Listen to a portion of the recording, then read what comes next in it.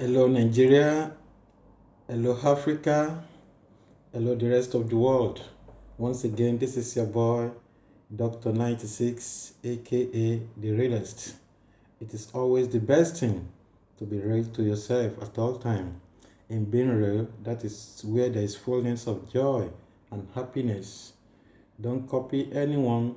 Don't fake yourself. Don't fake your lifestyle. Just be real. Just be yourself. Those who accept you will definitely accept you for who you are. And some crazy one will always criticize you. Without criticism, you cannot live your life to the fullest. When people criticize you, it's an opportunity to improve and to develop on yourself. Be real to yourself at all time. Don't fake your life after anyone. It is my pumping pleasure to be on here once again today. My name is Dr. 96, aka The Realist. Today, I just want to reflect on the political arena in Nigeria right now. I want to use this opportunity to give my own candid opinion about the forthcoming election in Edo State, the governorship election to be precise.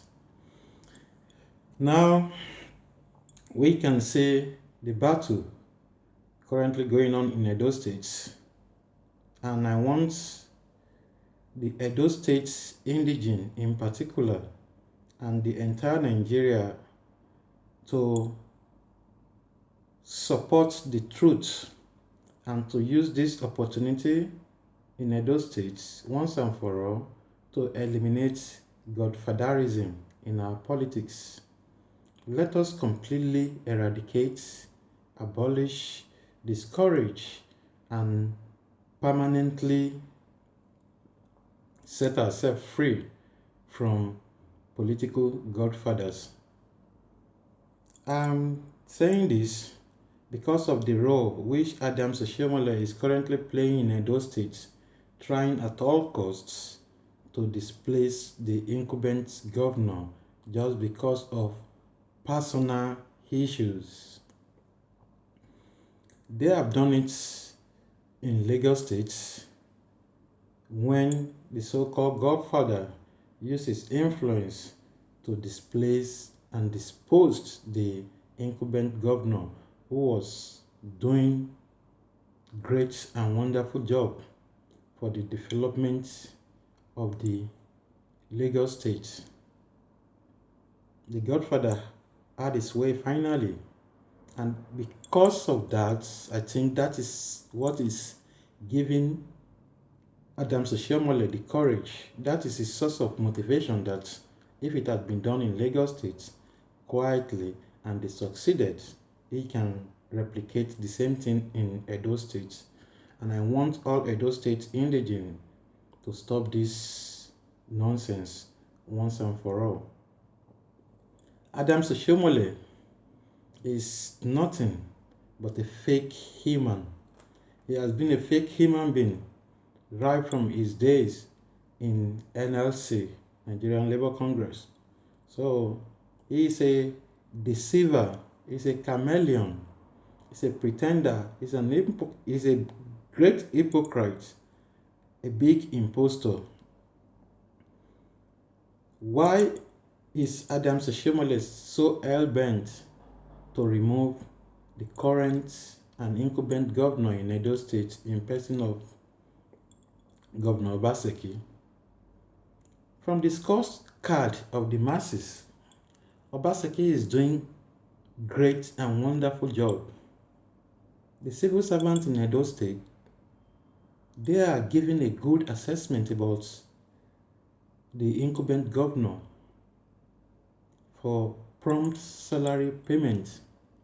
The market women, everybody, and there are a lot of developmental project that is physical for the whole world to see in Edo State. Then why should Oshiomole, out of his personal and greedy and selfish ambition, hell-bent to remove this governor? We all know that Adams Oshiomole is the one who presented this incumbent governor to the Edo State people because of his credibility. And the people voted for him. And now, the people are seeing the result of his credibility, that he is the right man, best fit for the job for now. And he's taking good and proper care of the responsibility he has been assigned to do. Why is Adams Oshiomole now presenting a man in person of Pastor Eze Iyamu, the man which Adams Oshiomole has publicly shamed, the man which Adams Oshiomole has completely destroyed in terms of integrity? There is no derogatory name Adams Oshiomole has not used for Eze Iyamu. A man you once called a thief, now you are now presenting a thief for the state as a governor to be. So we should all know that something is wrong logically.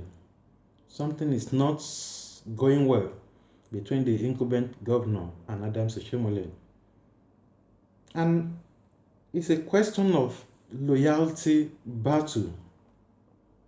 Maybe the incumbent governor is not reciprocating or remitting the way Adams Oshiomole has expected. And I believe a wise person should always dance to the tune of the masses. The masses, the electorate, the masses are the one that should be on the first line of priority list. They should top the priority list, the masses, because Adams Oshiomole only has one vote. So if the governor is now doing the right thing, why is Adams Oshiomole hell-bent? And this is not far-fetched from my own personal and logical and critical reasoning. Adams Oshiomole is just looking for avenue to use Edo State resources to fund his lavish lifestyle. He's not working in the interest of Edo people by campaigning for a man he once called a criminal. We all know the current state of Adams Oshiomole in APC. He has lost his value, he has lost his position as the national chairman of the party. And we all know the juicy package that is attached to any position at national level in any party. He is not getting all those juicy benefits because he's not carrying major responsibility for the party. As a result, he felt that the only way he can continue to maintain the life standard of greed and opulence he has been living is to hijack the state resources. And the only way he could do this is by imposing his own candidate who will be completely loyal to him at the expense of the masses. That is just the game plan, and I want Edo State people to critically think and look at this from general development. Adams Oshiomole was once a governor in Edo State. At least, he has not done much as this current governor. We all know Adams Oshiomole for his arrogancy, for his greed and selfish lifestyle. This is a man who downgraded and molested a widow who was selling on the road. The widow was begging him not to destroy the property, the stuff she was selling.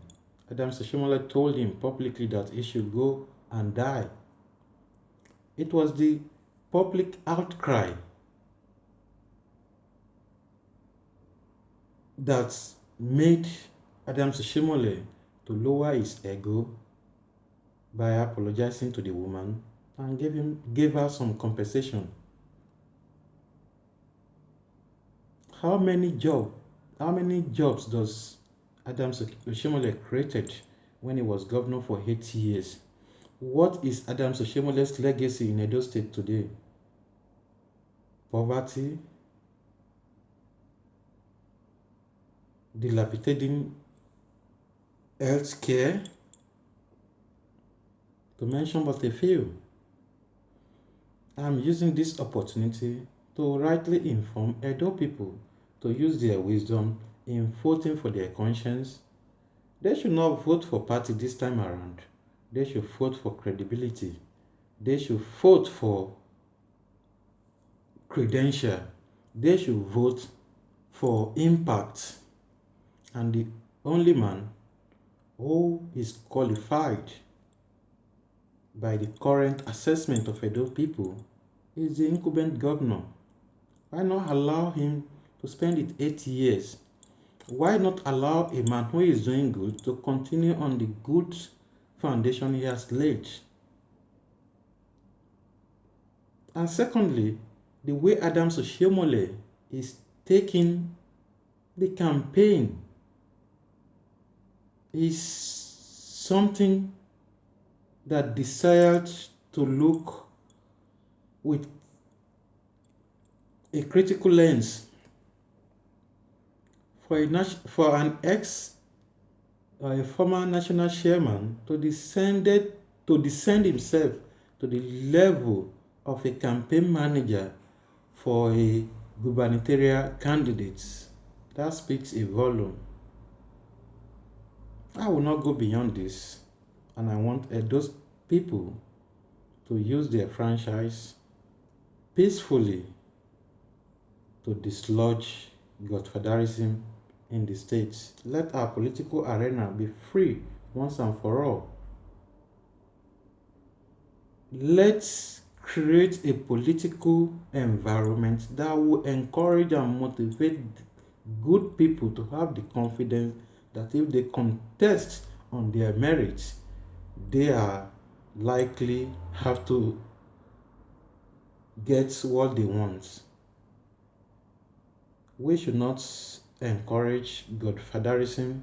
We should not encourage thuggery. We should not allow criminals to continue to dictate who our leader is for us. Moreover, it is not as if I'm using this video to campaign for the incumbent governor in Edo State. Rather, as a progressive-minded Nigerian, as a conscious Nigerian who believe in politics of development, that is the reason I feel compelled to voice out my opinion, because we cannot all continue to be silent on critical issue. And moreover, I'm not from Edo State. I only studied in Edo State. I studied in Edo State, and I worked briefly in Edo State. And the development of Edo State is of my paramount interest. The development of Nigeria as a whole is my desire, because I want a Nigeria that will work for my children and my children's children. I don't want a Nigeria whereby for an average people from poor background could only run abroad to seek for a better life. Nigeria is blessed with all human, natural resources and environment for us to be recognized as one of the richest countries in the world, and for us to cancel, to erase and eradicate the impression which the global world has given Nigeria, that Nigeria is one of the poorest or the world capital of poverty, we need to change and restructure her political arena by making sure that we select the right people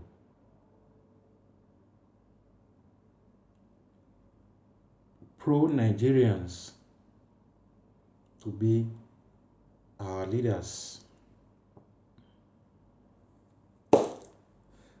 Again, I will want to use this opportunity to address and correct the impression of our Minister of Health in person of Osagi. It is not a rumor. I heard it on Nigerian news where our health minister was saying Nigeria is anxious and willing to get vaccine from Russia. From what they were saying, Russia has found a solution, a vaccine to take care of COVID-19, and they are willing to give about 2 billion vaccines to poor countries of the world.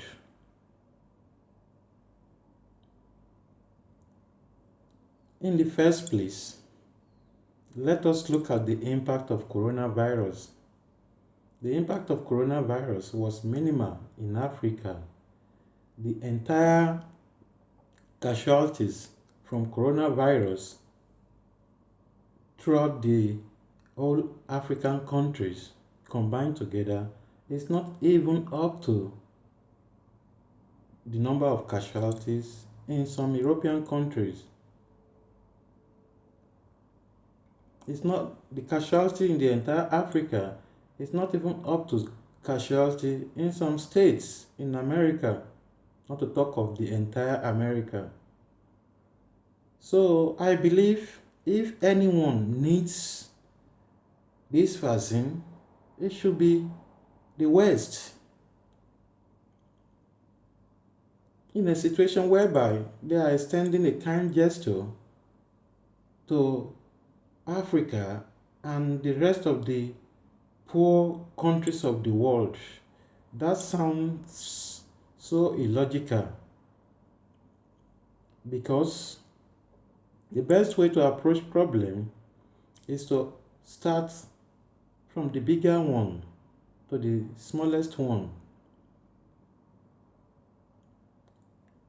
I think Europeans, Americans, they need this vaccine more than Africa. Let them start with their own people. Charity begins at home. Enough is enough.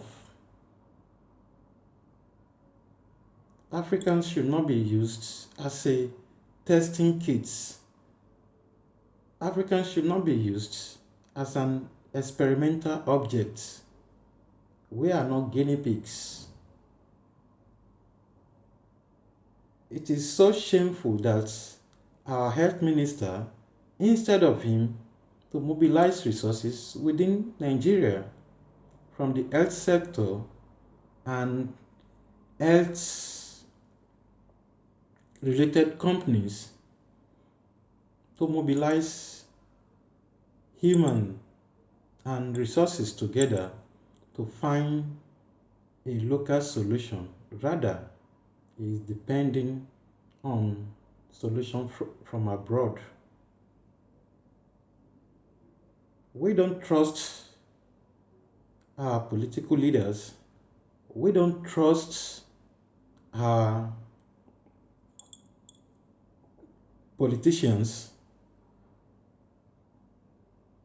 for any solution that will affect the masses positively. They've been lying to us for long, and we are tired of their lies. However, Africans, Nigerians in particular, we don't even depend on our government to take care of ourselves. We've been taking care of ourselves right from the beginning of coronavirus, right from the outbreak of the pandemic. This is the government that do not get palliative to people, despite all the funds given to government by private individuals, by organizations across the world. Less than 5% of Nigerians got palliative, got relief materials. So they don't care about us. So, and we don't depend on their vaccine to take care of ourselves. Nigerians have been taking care of themselves since the outbreak of this pandemic, and we are doing well. This is an health minister who welcomed the Chinese doctor who came to Nigeria, and after some weeks, the doctors disappeared. And up to today, our same health minister has not given us any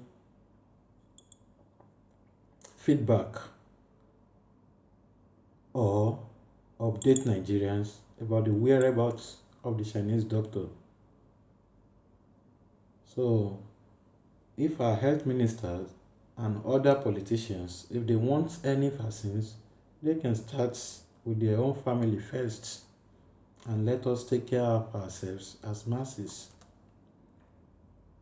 I think Nigerian government should be more interested in taking care of insurgency in Nigeria, in taking care of ethnic clashes, in taking care of kidnapping.